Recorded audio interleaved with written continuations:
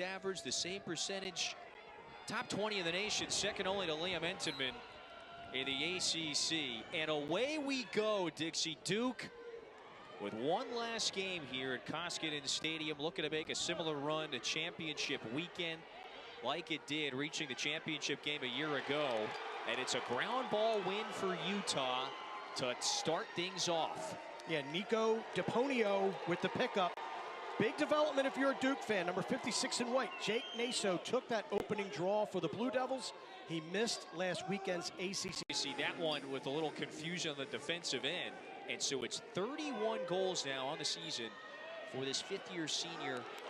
This Utah team has won another face-off. It's a very veteran group in really every position group. A lot of seniors and graduate seniors. This is a group that... Goal season for Dyson Williams. And he and O'Neal, two of the most prolific scorers in Duke history. And scooped up by the Blue Devils. I'm not surprised, and I am surprised. Naso's back at the face-off. He looks a little rusty. He's coming off injury. And they won that face-off, but you didn't really win it when your short stick gets... For Zawada, let me say, was Williams with the other. And this dynamic, versatile fifth-year senior. He spent the last few years at Michigan, left as the program's all-time leading scorer. Kloeckl gets hammered. And now a flag comes in. This Utah team is scrappy. And Duke was not. 4-4 white, cross check, 1 minute, 80. They blowtorched the competition. They blew the doors off. And when you look at their early season slate, scrimmaging Notre Dame, playing Denver, playing Ohio State, Marquette, that prepared them for their in-conference season, and it's prepared them for the second season, which is the postseason. And you can see this Utah team is playing with confidence. They're playing loose and slow down that train on the tracks.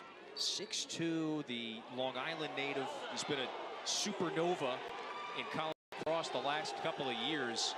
It's a great point. Just what else is critical against the reigning Tewaaraton Award winner if you're Utah today? If you can get a body on him, you can't ball watch. You can't watch, and they're getting it to that open space. So a much better start today than the ACC championship game loss to Notre Dame. Remember, Johnson had a couple of goals in that one, so he picks up right where he left off. And it's a pair of scores for the Blue Devils in the last minute. This is Andriella, very versatile, productive midfielder. He's their top scorer in his career. He's trying to chase down Justin Gutterding, the program's all-time scoring leader. He'll need a pretty prolific postseason run here, but he's certainly within striking range. There's a call against Utah, so the Blue Devils are back into their offensive third. O'Neal has been in the spotlight ever since he was in grade school. Oh, back in the spotlight, Jake Naso, welcome back.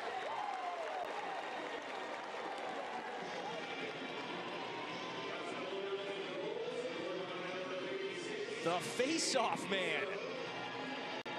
Mark with his 5th goal of the season. Welcome back to action. Sneaky job by Naso. He stays on the field. And no one accounts for number 56 in white. And when he gets the pill in his stick, he can do just that. He can turn, he can finish. So O'Neal again recognizing great vision from number 34 in white. He finds Naso. And he's starting to get a groove at the face-off dot as well. Yeah. So that's only going to put more wind in his sails as this game progresses. Yeah, he's close to 58% at X this year. Remember, the All-American from a year ago, and he was inactive this past weekend in Charlotte, missed both of those ACC tournament games. So you'll also see number 41 in the white. That's Girard, the freshman. Lost that face-off to the Utes. Yeah, it's a 6-1 scoring run right now, Dixie, after Utah took a 2-1 lead. Should have been a time-serving foul on Utah. They dodged that bullet. It's called. It's downgraded to an interference, and the Utes are in desperate need of making a play. Yeah, and another ground ball win there for Duke. They have landed an early blow here against Utah. Now the 7-1 scoring run. And the Blue Devils, with their prolific offense, they average about 15 goals a game. They've got to give Lenskold shots he can save. What I mean by that is he's got to be able to see it, track it. And right now, Duke is being relentless on the offensive end of the field. And junior, Brendan Mundorf. The one thing missing on that resume, Kevin, national championship. Sure. And that is the focus of Brennan O'Neill and his Duke teammates over these next couple of weeks. Really, you know, just this afternoon, right now, got to beat Utah to advance to the quarterfinals. But that is the one piece missing off of the resume of Brennan O'Neill at this point. This program has gotten there to the from Zawada, right onto the stick, right on the money of Dyson Williams. That is trust and familiarity amongst teammates. He's 6th in the nation in shot percentage. Williams is. So a high percentage look like that. That's going to raise it a bit. Kevin, I think you'd have a pretty healthy shot percentage if you were shooting from, you know, 5 yards and in. But that's I might have gone 1 for 1 from that territory as well. That's what he's paid to do. That is what Dyson Williams. Close range. Kind of back off of him because, like, you're not going to blow by me, and then they just pull up and make that little short-range jumper. That's what Steins just did to Aiden McGuire and Duke. You saying he pulled a Jalen Brunson? Man, I tell you what, I feel for you. 15-footer was looking good yesterday until it wasn't. Last couple minutes. I was going to tell you. I mean, I didn't want to chirp you, but you brought it on yourself. Brunson and what DiVincenzo was out of his mind last night, right? Had a fantastic game. Would have been nice if he got a shot there. DiVincenzo, that is, in the final few minutes. But yes, that's a Jalen Brunson. You expect him to drive to the cup, and then he pulls up and burns you with that mid-range game. Well, that's what's great about a player like Steins. Very versatile, can do both. Andrew McMinn is praised just his lacrosse IQ. No for Cody Hart. Is the junior from Lake Oswego, Oregon, has turned in a fine season. And Utah now with a face-off win, and they're going back to work. Duke has doubled them up, even despite the consecutive scores. This game's starting to resemble a little bit our first game between St. Joe's and Virginia, where St. Joe's got on top early. Virginia battled back, built a little bit of a lead, but the Hawks would be games that he's played in Durham.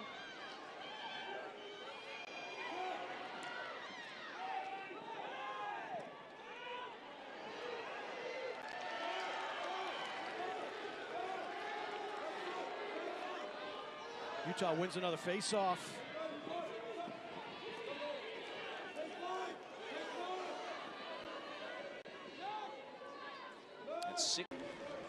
Out of a timeout, media or otherwise, that is perfect if you're on the offensive end. Naso, another face-off win. It's now 10 straight multi-goal games for Bradbury. It is a very veteran and experienced offensive unit. So live and the extra man opportunity going for Duke. So right before it had bounced across the end line. So back to the face-off X. It's been the return of Jake Naso today.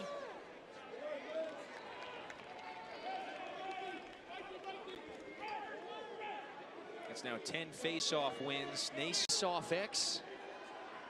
And so if you're Utah, a face-off win here would certainly help. Kloeckl able to outmaneuver Naso, but only for a moment. McGuire now on the move. The pass, Williams misfires. And they'll reset the shot clock there. That one skimmed the top of the crossbar. So if you're Utah, what is critical to try to tighten this thing up? You didn't get the possession that you wanted. You're going to have to hold them defensively now. Get a stop. That would go a long way in setting the tone, at least initially here in the second half.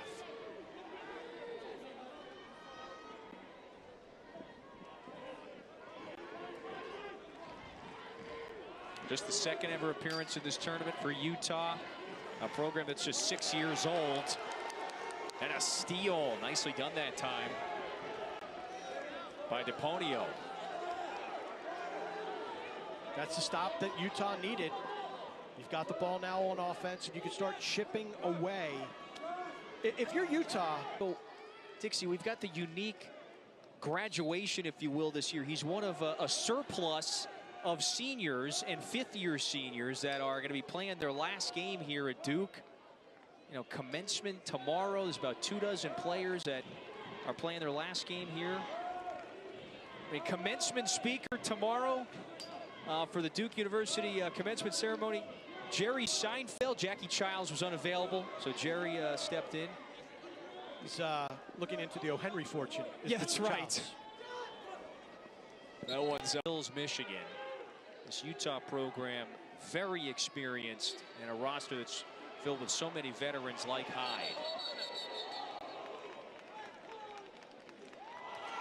All-conference selection this year. And Utah in its second appearance in this NCAA tournament. Last year was the first. Going to do everything it possibly can to try to start this comeback. Something that did not happen last year in their first-round loss. Provided a great veteran presence on this first midfield line that's featured a couple of young rookies all year in Sloat and Johnston. Duke has it again. Wilfer Soley, he's still got it.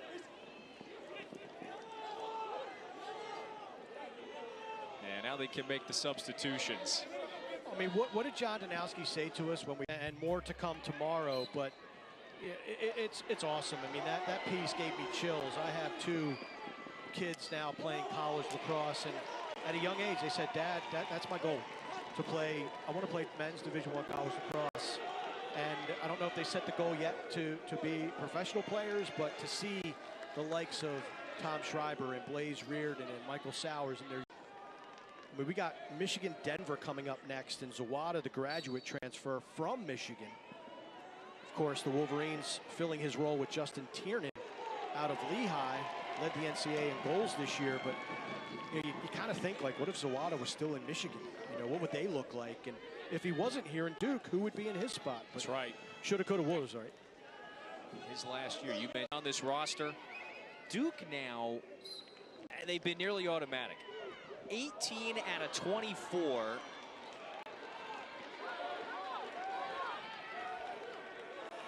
In terms of shots on goals, they've got another look here right in front. Williams, spin, bouncer, that's easy. They cash in again. It's 3 in a row for the Blue Devils. Their longest scoring run since the first quarter. This is just fun to watch if you're a Duke fan. So pretty. Sharing the rock, the catch. And this is not an easy catch. This is the box lacrosse background of Dyson Williams. Catching it over his shoulder, the pirouette, whirling dervish. Helpless goaltender if you're Les Gold. And the tidy, neat finish from number 51 in white. Duke now dominating in a blink of an eye, right? Went from a 5-goal, 6-goal game to now a 9-goal bulge. Just graceful footwork there from Dyson Williams. Yeah, it's now a 3-goal scoring run. Hyde couldn't get a clean shot off. And so that's 3 goals in a maybe indestructible. Well, the only team that beat them all year was Georgetown. And they are in the Irish bracket. The Hoyas will take on the Penn State Nittany Lions tomorrow. The Hoyas won the Big East in dramatic fashion. Both their semifinal game and their championship game against Providence and Villanova respectively went to overtime. Looking forward to seeing Graham Bundy Jr., All-American midfielder, terrific player. This is the time of the game. 10 minutes left. Does Duke start running some fresh guys in, knowing that you've probably stamped your ticket to Hempstead, Long Island next weekend to take on the winner of Maryland or Princeton? And it would happen. Incredible. And the fact that when Inside Lacrosse did a midseason All-American team and he was second team, you're like, oh boy, that's, you know. They light a fire. Yeah.